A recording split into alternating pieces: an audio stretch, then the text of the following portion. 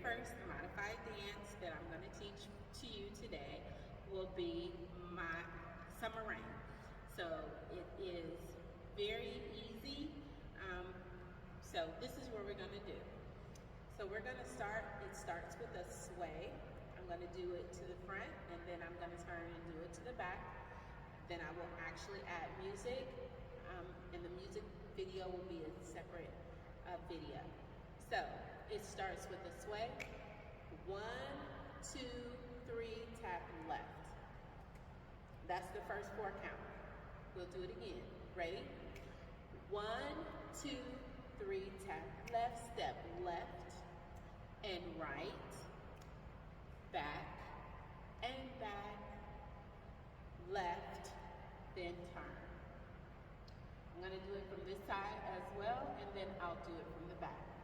5, 6, ready, go. 1, 2, 3, tap left, left, right, right, left, left, and turn. This one will be from the back. 5, 6, ready, go. Sway, sway, sway, tap left, step left, right, right, left, left, and turn. Sway, sway, sway, tap left, left, right, right, left, left, and turn. All right, so now you are able to see that dance.